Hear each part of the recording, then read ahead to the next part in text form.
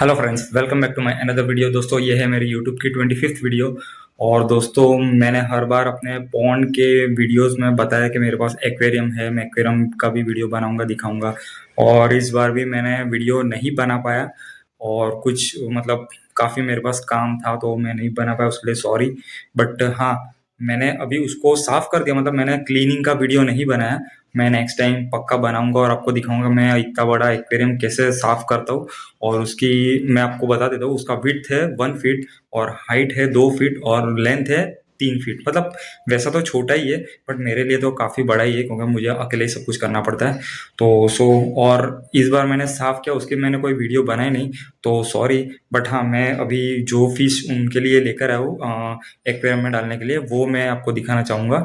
और वो मैं पूरा उसका वो वीडियो दिखाता हूँ मैं, कि मैंने किस तरीके से मतलब उसको सेटअप किया हुआ है। अभी इतना कोई खास है नहीं, बट हाँ, मैं ट्राई करता हूँ। ओके दोस्तों, ये आप देख सकते हैं, ये ब्लैक एंजल है और कुछ टाइगर बार है, और वो भी काफ़ी यूनिक है। और ये सिंपल वीडो वाली भी है। मेरे पास कलरफुल भी है, वो भी मैंने लिए, वो भी मैं आपको दिखा देता हूँ। तो उसके साथ और एक मॉली का भी मैंने पैर लिया है, 4 पैर लिए, तो वो भी मैं आपको दिखा देता हूँ। दोस्तों, देख सकते हैं आप, इसमें मेरे पास वाइट एंजल है। ओके, और ब्लैक पैर है, वाइट पैर है, ऑरेंज पैर है, और एक थोड़ा सा डिफरेंट मतलब लाइट येलो में भी एक पैर है मेरे पास मौली में। और ये सब की सब मेल फीमेल ही है।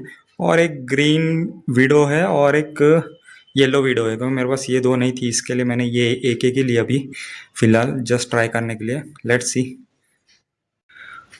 दोस्तों, ये मैंने फ़िल्टर भी लिया हुआ है, ये 2 फुट के एक्वेरियम के लिए। ये कुछ 3500 वॉट का कैसा कुछ है, नहीं सॉरी, ये 30 वॉट का है, सॉरी। हाँ, ये है, ये यहाँ पर लिखा है, ये 30 वॉट का है। और इसमें कुछ 2000 लीटर पर आवर लिखा हुआ है। हाँ, तो वो अच्छा ही है मतलब। तो लेट्स सी, मैंने चेक तो किया था, वहाँ पर काफ़ी अच्छा फोर्स फेंक रहा था। तो अभी यहाँ हम चेक करते हैं, देखते हैं कैसे वर्क करता है। मेरे पास मुझे लेना था एक्चुअली टॉप फिल्टर, बट मेरे पापा ने उसके लिए ऊपर का जो शेड है वो काफ़ी हैवी बना दिया, और ऐसा है ना कि वो मैं रख नहीं सकता, इसके लिए मैंने ये वाला लिया हुआ है। तो लेट्स सी, देखते हैं